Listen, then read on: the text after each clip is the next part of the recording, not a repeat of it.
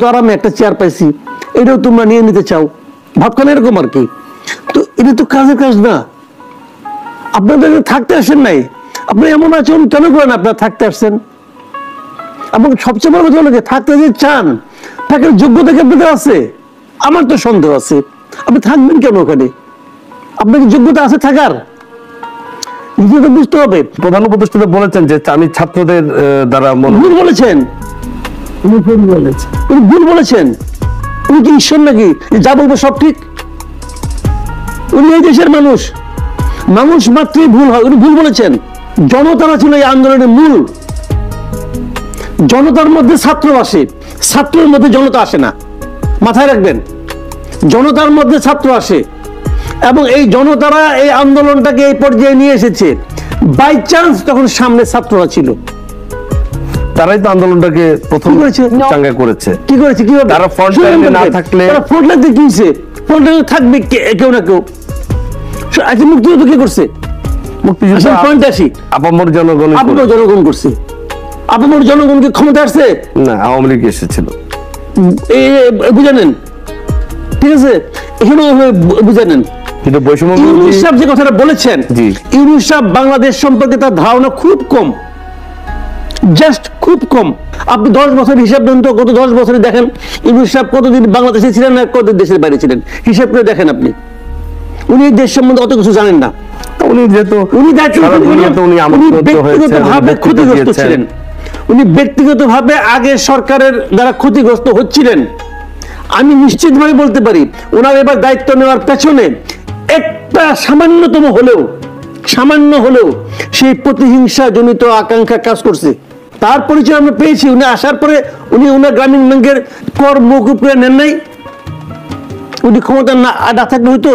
আমার কথাটা হলো কি, এই সরকার এসেছে কেন? বেসিক্যালি তাদের কাজ হলো দুটো। একটা হলো একটা নির্বাচন দেওয়া, আর একটা হলো কিছু সংস্কার করা। সংস্কারগুলো এই কারণে করা যাতে নাকি পরবর্তী সময় যারা ক্ষমতায় আসবে তারা যেন হাসিনার মতো স্বৈরাচারী আচরণ করতে না পারে, স্বৈরাচারে পরিণত না হতে পারে। এই দুটো হলো দৃশ্যমান চাহিদা তার কাছে জনগণের। আর তৃতীয় চাহিদাটা কি? তৃতীয় একটা চাহিদা আছে, অব্যক্ত চাহিদা, অনুচ্চারিত চাহিদা। সেই অনুচ্চারিত চাহিদাটা কি ছিল? যে যতদিন এই কাজগুলি আপনি করবেন ততদিন তো এই দেশটাকে চালাতে হবে, ততদিন আপনি এই দেশটাকে চালাবেন। আগে আমাদের জীবনযাপনের যে সংকটগুলি ছিল, সেই সংকটগুলি ছিল অপশাসন, অপব্যবস্থা, মাস্তানি, চাঁদাবাজি, সরকারি দলের একটা তাণ্ডব, এই সমস্ত কারণে ছিল। তো ওইগুলি তো সরকারি দল থাকছে না, কাজে এটা অটোমেটিক হয়ে যাবে। দেখা কি হলো, যেটা নাকি খুব সহজ মনে করা হয়েছিল, এরা ওইটাই পারে নাই। এরা এতটাই অযোগ্য, ওইটাই পারে নাই। সিন্ডিকেট বাতিল করবে, যে বাণিজ্য মন্ত্রী সে তো নিজে সিন্ডিকেটে তেলের দাম বাড়াই দিল 8 টাকা। দেশের জনগণ সম্বন্ধে ওর সঙ্গে ওনার কোনো যোগাযোগ আছে? ওনার সঙ্গে যোগাযোগ হলো সিন্ডিকেটের মালিকদের সঙ্গে। উনি যে 1 টাকা আমি করতে পারছে, আর তো কোনো কাম করছে বলে আমার দেখা নাই। তখন এই লোকগুলি যেন প্রশংসা করতে হবে, যারা এই আন্দোলনে আহত হয়েছে তাদের সবার চিকিৎসা এখন হচ্ছে। যান না, আহত যে কোনো একজন লোককে বলেন আপনার চিকিৎসাকে সুচিকিৎসা হচ্ছে, সে কি বলে জিজ্ঞাসা করেন। শুধু তাদেরকে হ্যাপি করতে পারে না, জনগণকে হ্যাপি করবো। মনে করেন যে এইটা কি সামনের দিকে কি পরিস্থিতি কি খুব ঘোলাটে হতে পারে না, কিনা পরিস্থিতি স্বাভাবিক আছে? সামনের দিকে যত দিন যাবে পরিস্থিতি ঘোলাটে হবে। আমি আপনাকে কারণটা বলি। দেখেন, এখন কারোর উপর কারো কোনো নিয়ন্ত্রণ নাই, কিন্তু গভর্নমেন্ট এক কথা বলতেছে, গভর্নমেন্টের নিয়োগকৃত কর্মচারীরা আরেক কথা বলতেছে, উপদেষ্টারা আরেক কথা বলতেছে। তারা সরকারের উপরে সরকার, ছাত্র উপদেষ্টারা এবং ছাত্ররা, বৈষম্যবিরোধী ছাত্র আন্দোলনের যারা লিডার আছে তারা এরও হুমকি দিচ্ছে, তারও হুমকি দিচ্ছে। তো একজন উপদেষ্টা নিয়োগ করলো, 2 জন উপদেষ্টা নিয়োগ করলো, বললো যে ওরে সরে দিতে হবে আগামীকালকের মধ্যে। শুনলো না, তারা আছে। আবার ছাত্রদেরকে নিয়ে বিভিন্ন জায়গায় বসানো হচ্ছে। কালকে দেখলাম যে ওই আপনার জনপ্রশাসন মন্ত্রণালয়ে এক ছাত্র সাংবাদিকদের বলতেছে লেখাপড়া করে আসেন। ওর তো লেখাপড়া শেষই হয় না এই পর্যন্ত, মাস্টার ডিগ্রি পাস করে সাংবাদিকদের বলতেছে আপনাদের কি প্রশ্ন করতে হবে, ও প্রশ্ন শিখাই দিবে আমাদেরকে না? ওর কাছে আমার প্রশ্ন শিখতে হবে? ও যেখানে পড়ে, এই পড়া আজকে থেকে 20 বছর আগে, 30 বছর আগে শেষ করে আসছি। এখন ওরা হলো মেধাবী, নিজেদেরকে মেধাবী বলে। আমি ওদের বিরোধিতা করছি না, বাট যে সমস্ত কর্মকাণ্ড তারা করছে টু মাচ।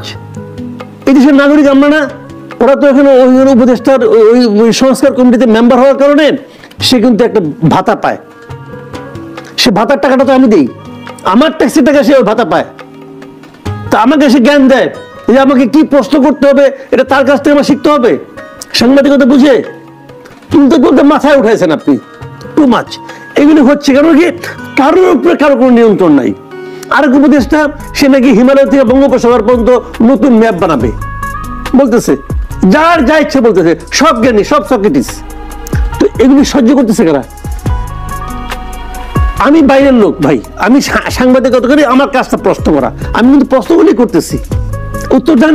দেখেন আমি আর একটা কথা বলি, এই মাহফুজুল আলম সম্পর্কে বলি। উনি উপদেষ্টা, কিন্তু উনি আবার সংবিধান সংস্কার কমিটির সদস্য। এবং সংবিধান সংস্কার যে কমিটিটা আছে, এই কমিটির মধ্যে কেউ কেউ উপদেষ্টা পদমর্যাদার আছে, কেউ নাই, উনি একলা। তো উনি যখন একজন উপদেষ্টা, যখন ওই সংস্কার কমিটির সদস্য হয়, তখন পদাধিকার বলে তার উপরে কে কথা বলবে? এটা হলো কিছু, ওনাকে উনি সদস্য বানাইতে হবে কেন? ওনাকে অন্য জায়গায় নিয়ে যান। এটা আমি বলবো, কোনো ব্যালেন্স নাই। এই সরকার টিকে আছে আমাদের জনগণের জন্য। এই জনগণ এই সরকারকে সফল করতে চায়। এই প্রথম একটা সরকার ক্ষমতায় আছে, সেই সরকারকে টিকে রাখার জন্য দেশের সর্ববৃহৎ রাজনৈতিক দলের শীর্ষ নেতারা বলে এই সরকার ব্যর্থ হলে আমরা ব্যর্থ হব। এর আগে কখনো হয়নি এরকম। এর আগে এত সাপোর্ট কোন সরকার পায় নাই। এই এত সাপোর্ট বহন করার ক্ষমতা এদের নাই। এত সাপোর্ট মাথা খারাপ হয়ে গেছে, যে যা ইচ্ছা বলতেছে, এবং তারা ভাব দেখাচ্ছে তারাই সব বুঝে। কাজ কি ভাই? কাজ হলো আপনার দুইটা, কিছু সংস্কার করা এবং নির্বাচন করা। ওনারা যে আদৌ কোনো ভালো সংস্কার করতে পারবেন তাই আমার মনে হয় না। সংস্কারের যে কমিশনগুলি হয়েছে, এই কমিশনগুলি খুব ভালো কমিশন হয়েছে, এই লোকগুলি খুব যোগ্য। আপনি মিডিয়ার সঙ্গে অনেকদিন ধরে আছেন, মিডিয়া সংস্কার কমিটি যারা যাদের আছে, এদের কয়জনকে আপনি চিনেন? এই 3 দশকে আপনি আছেন যে মিডিয়াতে, কয়জনকে আপনি চিনেন? এরা বাংলাদেশের মিডিয়া বুঝে ফেলাবে। মিডিয়া কমিশনের সভাপতিকে সে ব্রিটেনের নাগরিক, উনি তো ব্রিটিশ নাগরিক ভাই। একজন ব্রিটিশ নাগরিক আমার মিডিয়া কি বুঝে? সে তো বিশাল বুঝে। সে তো মাঝখানে আসছিল প্রথম আদালতে চাকরি করার জন্য। প্রথম আলোতে চাকরি করতে পারলো না কেন সে?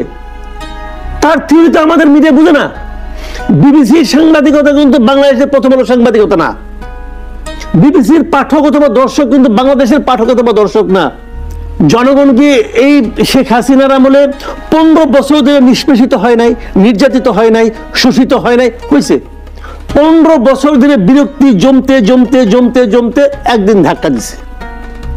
সিম্পল, এটাই কথা। আপনি কে এটা ইম্পর্টেন্ট না, কিন্তু আপনি কি করছেন এটা ইম্পর্টেন্ট। আপনাকে আমার, আপনার উপর আমার অগাধ প্রত্যাশা। এই প্রত্যাশা আপনি কতটুকু মেটাতে পারছেন এটা ইম্পর্টেন্ট। একটা সম্ভব কিনা যায় না, এদেশে অনেক কিছু সম্ভব, অনেক কিছু সম্ভব না। দৃশ্যত মনে হয় সম্ভব হয়েছে, বাস্তবে সম্ভব হয়নি। যেমন আওয়ামী লীগ কিন্তু জামাতে ইসলামকে নিষিদ্ধ করেছিল, সম্ভব হয়েছিল? হয়নি। আওয়ামী লীগ তো বিএনপিকে বলেছিল যে বিএনপি নাকি একটি সন্ত্রাসী দল, তারা এটা বাস্তবায়ন করতে পেরেছিল? পারেনি। আওয়ামী লীগ তো বলেছিল জিয়াউর রহমান পাকিস্তানের চর ছিল, তো তারা সরকারে ছিল, তাদের গলার স্বর বেশি উঁচু ছিল, আমরা শুনেছি, কেউ মেনেছি? মানিনি তো। বিষয়গুলো এরকম, আপনি ক্ষমতা আছেন, আপনি অনেক কিছু করতে পারেন, কিন্তু তার আফটার ইফেক্ট কি হবে ইউ নেভার নো, যদি আপনি লজিক্যালি কাজটা না করেন। আমি গত 15 বছর যারা ক্ষমতায় ছিল আওয়ামী লীগের সেন্ট্রাল কমিটি, আওয়ামী লীগের সকল মন্ত্রী এবং আওয়ামী লীগের সকল সুবিধাভোগী যারা নাকি অন্যায়ভাবে, অনৈতিকভাবে সুবিধা ভোগ করেছেন, আমি এদের সকলের বিচার চাই এবং দৃষ্টান্তমূলক বিচার চাই। দৃষ্টান্তমূলক মানে এমন বিচার করতে হবে যে বিচার দেখে আরেকজন এই পথে অগ্রসর হতে ভয় পাবে, এটা আমি চাই। কিন্তু এদের সংখ্যা কত? এদের সংখ্যা লাখ ছাড়াবে না। বাংলাদেশে আওয়ামী লীগের সমর্থক আছে, আওয়ামী লীগের সমর্থক, আওয়ামী লীগকে ভোট দেয়, আওয়ামী লীগ বংশানুক্রমিক ভাবে আওয়ামী লীগ পরিবার হিসেবে পরিচিত, এরকম লোকের সংখ্যা কয়েক কোটি। আওয়ামী লীগ বিএনপি এই দুটি হলো বড় দল। আওয়ামী লীগ চেয়েছিল বিএনপিকে নিশ্চিহ্ন করতে, জামাতকে নিশ্চিহ্ন করতে। বিএনপিকে নিশ্চিহ্ন করা অ্যাবসার্ড। আমি তখন বলেছিলাম, আপনি কি এই বিএনপি যারা সমর্থক তাদেরকে নিয়ে কি আপনি বঙ্গোপসাগরে ফেলাই দেবেন? পারবেন না, এটা থাকবে। আপনি যতবার দমায় রাখবেন দইমা থাকবে। এবার আপনি কি করবেন? তাহলে সবগুলিকে মেরে ফেলতে হবে। পারবেন না। জামাতকেই পারে নাই। জামাতের সংখ্যা তো সাপোর্টার তো এই আওয়ামী লীগ বিএনপির তুলনায় অনেক কম, তাদেরকে পারে নাই, বরং তারা আরো শক্তিশালী হয়েছে। আওয়ামী লীগকে পারবেন না। এখন যখন আপনি আওয়ামী লীগকে নিষিদ্ধ করতে যাবেন, এখন কিন্তু মাস আওয়ামী লীগের যারা মাস সাপোর্টার আছে তাদের মধ্যে কিন্তু শেখ হাসিনা, শেখ পরিবার, ওই ওবায়দুল কাদের, এদের প্রতি কিন্তু এক ধরনের বিতৃষ্ণা আছে যে আমাদের দলটাকে এই লোকগুলি নষ্ট করছে। তারাও কিন্তু পাইলে পরে তাদের পিটাবে, আমি একটা শিওর। কিন্তু যখন আপনি আওয়ামী লীগকে নিষিদ্ধ করতে চাইবেন, তখন কিন্তু এই যে আওয়ামী লীগের যে চাপটা আসবে, এই চাপটা কিন্তু ওদের পক্ষে চলে যাবে। আওয়ামী লীগকে নিষিদ্ধ করতে গেলে আলটিমেটলি শেখ হাসিনা এবং তার করাপ্ট যে সভাসদগুলি ছিল সবাইকে হেল্প করা হবে। এটা আমাদের জন্য একটা ক্ষতি মানে কারণ হবে। আমাদের উচিত হবে ওই করাপ্ট লোকগুলিকে ধরে ধরে বিচার করেন। আপনি নির্বাচনে বাইরে রাখেন। এই 2 থেকে 2.5 কোটি লোকের মধ্যে কিছু লোক, অন্ততপক্ষে কিছু লোক হতাশ হবে, কিছু লোক ঘরে বসে পড়বে, কিছু লোক ক্ষুব্ধ হবে। এই ক্ষুব্ধ হওয়ার সংখ্যাটা একদম কম হবে না।